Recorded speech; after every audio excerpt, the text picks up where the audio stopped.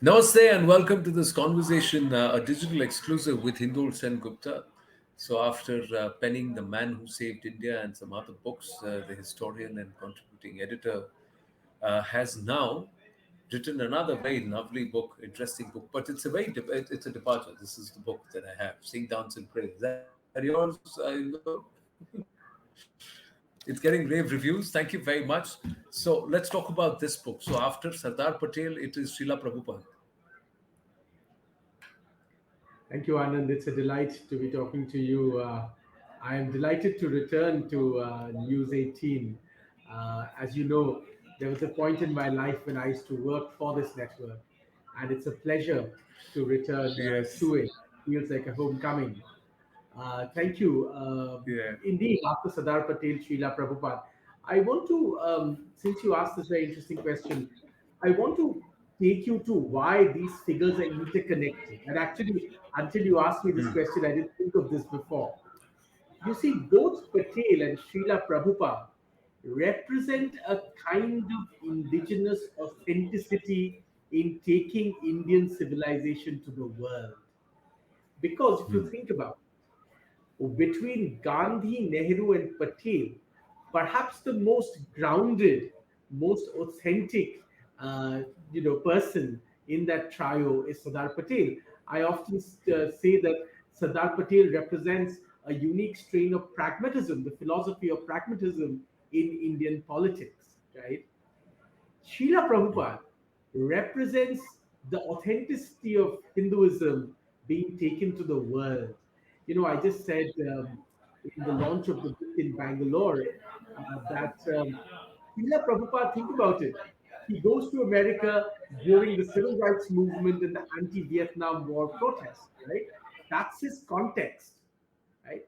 And we always think of the West as aesthetically better than the East, right?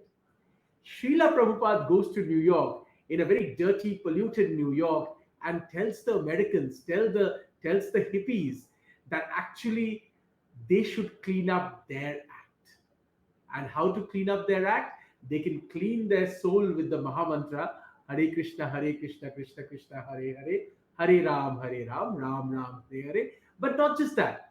They can clean up and make their life better with cleaner food, better quality food, with clean and environments, because he teaches them how to worship. So you clean the space, you make it pure. Also, you take go off alcohol, go off drugs, you eat cleaner vegetarian food. Also, finally, he teaches them even something basic, and it's in so many of his writings and his letters, that you must wash your hand before eating, which is a uniquely Indian thing. So we always, my apologies, we always think of the West as more sort of clean. Srila Prabhupada is taking the aesthetics of the East to the West. Now, I'm Okay. just saying, but Sardar Patel came from Gujarat and Abhay Charan De or Srila Prabhupada hailed from Bengal, two That's different right. parts of the country, but they Correct. both had the story of India to take to the world and what India's gift is. So, many believe the Gita and the Gautam Buddha, along with Mahatma Gandhi, are three of the gifts which are our gifts to the world. Now, tell me, how did you come about this project? And did your approach and your thought process evolve as you got involved? Yeah, so Anand, writing about something like this, a project like this, changes you, of course, externally, but it also changes you internally. Let me take the external part first, right? Uh, in the external part, I understood.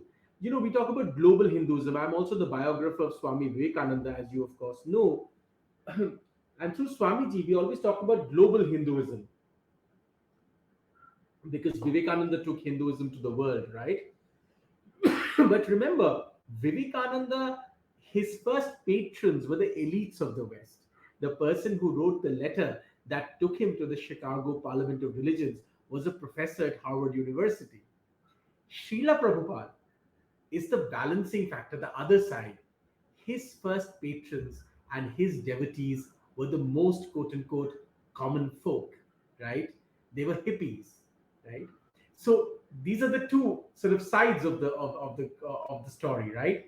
Srila Prabhupada is the person, if Vivekananda appealed to the intellectuals, right, and met some of the towering intellectuals of the time, Srila Prabhupada joined together popular culture, Allen Ginsberg, right, the beatnik poet. Later, George Harrison, also engaging with the Beatles. So he embraced popular culture. And the doorway that Srila Prabhupada opened for Hinduism to access the popular culture of the West, including recording an album which became a massive hit with the Hare Krishna Mahamantra, really opened the path for many, many others to follow. And in a sense, what people like Sadhguru or Sri Ravi Shankar is doing today, in many ways, they are following the path of Srila Prabhupada. But did while trying to profile the person, that is Srila Prabhupada, who Okay. many of the ISKCON devotees hail to or call Yeah, as Gurudev. They believe he's the last in the whole line of gurus that that's also right. draw their lineage from Chaitanya Mahaprabhu. That's right. So, and then you have Rupa Goswami and so many others in that Of lineage. course. But and they draw back their own roots all the way back up to Krishna. So, Very true. while trying to understand the life and times of Abhay Charande, did it also come to your mind why is it that Abhay Charande's transition to Srila Prabhupada happened so late in his life? If Yeah. he was going to give such a beautiful gift Okay. to humanity, it Okay. all happened in just less than a decade and a half. In about 11 to 15 years, this whole thing happened. Yeah. Until then, he was just doing his own parts. He was in bits and bobs involved, and he's doing a lot of literary work around Krishna consciousness. But the entire aspect of ISKCON came very late in his life. And then he gave up everything and went with nothing, almost nothing on the ship, didn't he? That took him to the Chicago Parliament of Religions was a professor at Harvard University. Srila Prabhupada is the balancing factor, the other side. His first patrons and his devotees were the most quote unquote common folk, right? They were hippies, right? So these are the two sort of sides of the story, right? Srila Prabhupada is the person, if Vivekananda appealed to the intellectuals, right, and met some of the towering intellectuals of the time, Srila Prabhupada joined together popular culture, Allen Ginsberg, right, the beatnik poet. Later, George Harrison, also engaging with the Beatles. So he embraced popular culture.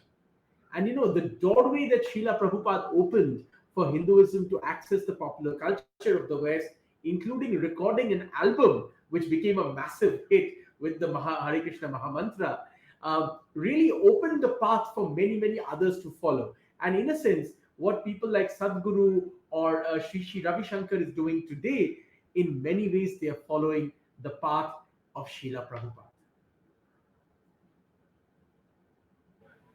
But did while trying to profile the person, that is Srila Prabhupada, who Okay. many of the ISKCON devotees hail to or call Yeah, as Gurudev. They believe he's the last in the whole line of gurus that that's also right. draw their lineage from Chaitanya Mahaprabhu. That's right. So, and then you have Rupa Goswami and so many others in that Of lineage. course. But and they draw back their own roots all the way back up to Krishna. So, Very true. while trying to understand the life and times of Abhay Charande, did it also come to your mind why is it that Abhay Charande's transition to Srila Prabhupada happened so late in his life? If Yeah. he was going to give such a beautiful gift Okay. to humanity, it Okay. all happened in just less than a decade and a half. In about 11 to 15 years, this whole thing happened. Yeah. Until then, he was just doing his own parts. He was in bits and bobs involved, and he's doing a lot of literary work around Krishna consciousness. But the entire aspect of ISKCON came very late in his life. And then he gave up everything and went with nothing, almost nothing on the ship, didn't he? 40 rupees onto Jaladuta. Let me finish the portion that I forgot to tell you about the internal change. Well, the internal change that has happened to me is that I've taken up chanting, right? And I find great solace in chanting the Mahamantra. But let me answer your question. If you look at Srila Prabhupada's story, Anand, yes, it is true that he embraces wholeheartedly monastic life quite late in life, almost at the age of sannyas. but the strain that's moving him towards Krishna consciousness is there throughout his life. He of course lives the life of a householder, but constantly there is something that is pulling him deeper and deeper into Krishna consciousness, right? Into the life of the spirit, into the life of bhakti. And that's constant in his life right from his birth. Remember, Srila Prabhupada saw a lot, lived through a lot of history of our time. He of course lived during the national movement, right? He was a near contemporary of Subhash Chandra Bose, and in school in Calcutta, right? So he lived through a lot of his history. He wrote letters to Gandhiji. He saw people burning Western clothes, protesting against the British Empire. He saw independent India. Through it all, if you read his work and read my book, constantly he's seeing everything through the lens of Krishna consciousness. It's only that he takes the final step of jumping into pure monastic life, in a sense, later in life. I actually think that's why his story is more interesting. See, he's not a hermit like figure, right? Even Swamiji, Vivekananda, gives up worldly life at a very early age. Of course, he engages with the world in a different way, but he doesn't have apart from his mother, doesn't really have a familial life, right? Whereas Srila Prabhupada leads a complete familial life, right? And that's why I think for people like you and me who are in the world, Prabhupada represents a great example that you can have an inner life, be drawn to the life of the spirit, be drawn to the divine at the same time as you're conducting your worldly affairs. It's never too late for bhakti. It's never too late. There's a wonderful, word, sharnagati, right? We say sharnagataham, so to speak, right? You surrender to the Lord, right? It's never too late. And everybody who believes that life after retirement is only about taking care of ailments, they should read the story of Srila Prabhupada. What an incredible story. Between the age of 70 to 80, creates a global movement, more than 100 temples around the world. It cannot happen without divine grace, but it also cannot happen without the indomitable human spirit of one man determined to fulfill what he believes is his guru's orders to him, which is take the word of Krishna, the word of Hinduism around the world. So the story starts from the story of Krishna, and it is about him taking the story to the world. That's But right. if we were to juxtapose that into the current context, there is resistance to even teaching the Bhagavad Gita or the message of Krishna even in our schools. Now, how would you respond to that? That we are telling the world and taking the bhakti movement to the world, Yes. but within itself there is resistance. Well, Ananda, I have often said these things in the past, and I'm happy to repeat them to you. I believe, and I say this with humility, that we are fundamentally a deeply deracinated people. We are civilizationally broken. Our connections to our indigenous civilization has been torn apart, and we can go into all the reasons why this is true. Perhaps this is not the right platform for that, but it is certainly true, and I'm happy to underline that our connections to our civilization is deeply, deeply broken. We are a broken people, we are a fractured people. No people can rise without being connected to their own roots. Like you cannot love the world unless you love your parents. So you cannot really go ahead. A nation cannot rise, a people cannot rise if they're taken away from their civilization. That's who we are. Why there is objection to the Bhagavad Gita being taught in school? It is because we are so stupid. I'm sorry to say this in such blunt terms, we are so disgustingly petty minded. We are so pathetic as a people. Our politics is so narrow minded. Our public life is so shallow that every time someone says, let Sanskrit be taught in schools, let the Bhagavad Gita be taught in schools, let yoga be taught in schools, there's always a whole bunch of people who will immediately jump up and say the most negative things. Those people, I have to say, and let me say this in very candid terms, Anand, they are a plague upon our people. They are, in many ways, the poison that's in our society. They keep us away from our culture. They keep us away from our civilization. They have, Anand, you'll see in Delhi, many trees fall very easily, and trees that look like they're eternal once there is a storm. Why does that happen? Because their roots have been choked and killed with concrete. You see, that's who we are. We may look very fancy from outside, some of us, but our roots have been choked by the poison of a particular kind of debilitating concrete, right? And therefore, the slightest wind makes us fall. If you ask me, Sanskrit should be made mandatory for every Indian student. Yoga should be made mandatory for every Indian student. The Bhagavad Gita should be taught in every single school and college in the country. That is the need of our civilization. That is the need of our times. And if we cannot do it, we will remain sadly a shallow people. A very passionate argument, and I'm on your side on this one because I hold the same point of view, so there's no difference of opinion there. But while we have the likes of Srila Prabhupada and Swami Vivekananda in different formats taking Hinduism to the globe, to the world, so it's global Hinduism. We are also caught, and I know I'm digressing a bit, but perhaps somewhere Srila Prabhupada has also spoken about it in his discourses. What is Hinduism is a question that is asked. Is it a religion or is it a way of life? And what is the Bhagavad Gita? Is Bhagavad Gita gospel? Is it a book of all books? Or is it a concentration of all knowledge that humanity needs to know so that they connect to the universe? How do you explain this?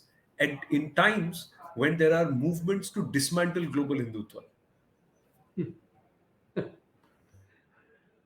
Uh, Anand, my most well known book perhaps is a book called Being Hindu, as you know, which won the Wilbur Award in America. And I have been thinking about this subject for a long, long time.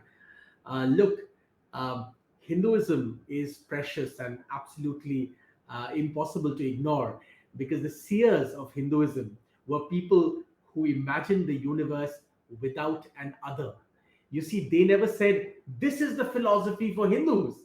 They said, this is the philosophy for all of the universe, not just even mankind, all of the universe, right? If you read the Vedas, if you read the Upanishads, if you read the Puranas, they are not saying this is the great philosophy for the Hindus and the Hindus must go out and convert everyone else and make them Hindus. No, they are saying this is a philosophy that lights up every soul, every living being, the cosmos. Everything is this philosophy, right? Um, and people who want to dismantle Hinduism, well, what can I say? They will have their comeuppance too. For 10,000 years, the philosophy of Hinduism has reverberated across our lands and across the world. And long after you and I are gone, and the people who want to dismantle Hinduism are gone, Hinduism will survive because you and I are followers of Sanatan Dharma. We are the children of immortal bliss, as it were. And this is not, I'm not being maudlin. What I'm trying to say is something very scientific. I'm trying to say that the philosophies of Hinduism, as anybody who has any learning will tell you, really talk about how can you make your own consciousness, your own life better. It does not tell you you have to believe this, and unless you believe this, you will be killed or whatever, you will go to eternal damnation. There is no heaven or hell per se in the vastness of Hindu imagination, right? Hindu imagination only wants you, Anand, and me, and everyone like us, no matter what you believe, no matter what you do, make our lives in the universe around us a bit better, a bit thoughtful, a bit more mindful, a bit more conscious, and teaches us that we are truly, all of us, surrounded by divine grace. Grace lights up every moment of our lives. Can we recognize it? Absolutely. Even when we don't recognize it, grace still surrounds us. That is the philosophy of Hinduism. And I truly pity people who are not able to see this.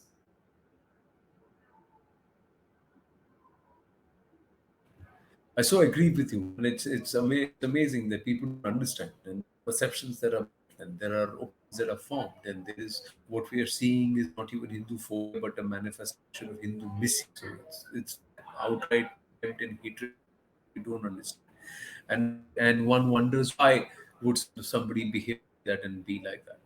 But coming back to the book, my final question to you: uh, what actually inspired you most in terms of what you've contributed, what you've learned about, and what you've tried to share with Srila Prabhupada? What aspect actually remains with you? Anand, I want to tell you a story which I've been saying to a few people once I wrote the book. I was a child, Anand, in Calcutta, and we had a house where the boundary wall neighbored the ISKCON temple, the local ISKCON temple, right?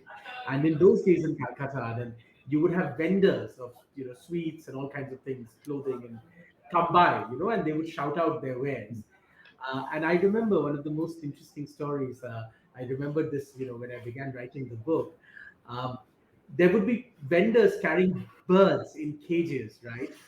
Coming to ply their wares. And my mother would show me that the monks of ISKCON would buy those cages, and in the gardens that they had in the temple, on the grounds of the temple, they would unlock those cages and set the birds free, right? Free. And my mother used to tell me that the lesson to learn, and what did I even understand? I must have been 5 years old, 6 years old, but it remained with me, somewhere in my conscious. Um, she used to say that the thing to learn from these monks is that the thing to do in life is to open the cages and set people free, and that remains Yes. with me all these years, and I remembered it as I wrote this book. I truly believe Srila Prabhupada's role and the Maha Mantra that he gave really is to help people overcome and set themselves free from the cages of fear that we are all trapped in. The most abiding feeling in life, Anand, for all of us is some kind of fear. Someone may be afraid about Yeah. money, their children, their spouse, their parents. There's some fear, their job, and so on and so forth. I think the great lesson of Srila Prabhupada is to embrace the mantra, to embrace the love of Krishna, is to free yourself and set yourself free from the cages of fear. And that, I think, is the abiding lesson for me as a historian and as a writer of history of religion of Hinduism by writing about Srila Prabhupada. No, absolutely, absolutely. So I agree because the Bhakti movement is all about that, isn't it? You don't need to be well versed in scriptures, but you just need to have the feeling of surrender, the feeling of true devotion. So, or submit everything unto Him, and do everything for Him, and in that way you are fearless because you've got nothing to worry about because you've passed transferred everything onto Krishna, isn't it? That's the whole idea of the bhakti movement that was started. Even Chaitanya Mahaprabhu downwards, this is a revivalism. This is a period of renaissance, isn't it? That we're seeing that, and somewhere Absolutely. imagine the foresight that I was reading somewhere, and I was informed that Ved Vyas actually wrote this, saying that in the Kali Yuga, the only way that humanity will be connected spiritually to God or to Krishna is via bhakti. Yes, by chanting the name. Yes, chanting is supposed to do in Kali Yuga. Chanting is supposed to be the way to access the Lord, to access the divine, right? And I often tell my millennial or my apologies. I often tell my millennial audiences, this air conditioning is doing me no good. But anyway, I often tell my millennial audiences that they often say LOL, right? Laugh out loud. I have a new LOL. one. My one is LIL, leave it to the Lord. It's Leave it He to the gives Lord. the problems, leave it to the Lord, and the Lord takes care of it. And sometimes when I go, I want to share this with you, Anand, something intimate. I actually think like this these days in my life. Whenever problems come, I really feel that you've given it. It's your problem now. I leave it to you. You deal with it, and then you show me the path. I think that's in the Kali Yoga, as you absolutely correctly pointed out. That is the path, and I think therein the life of Srila Prabhupada, to sing, dance, and indeed pray, as my book says, is perhaps a good path. Well, wonderful conversation this, and I look forward to completing the book. I've just started reading it. So, to all our viewers, also grab this and then perhaps get some insights. And you may not want to walk down the path that Srila Prabhupada has stretched out, but maybe it will connect you, bring you closer to what our philosophy, that means the Hindu philosophy, stands for, and what the way of life in in India is. Why is it that the argument strongly is not to bracket Hinduism as a religion, but to continue to deal with it and consider it as a way of life? And I think there is some understanding there uh, in this book, and perhaps through this book that our viewers would get. Thank you very much, and don't always a pleasure speaking Thank with you, you. Anand. Thank you very much, and It's I been look a forward to you pleasure. Thank you joining so us much. more often. Thank you. Lovely talking to you. You Thank have you. a good day. Hare Thank Krishna. you. Hare Krishna. Hare Krishna.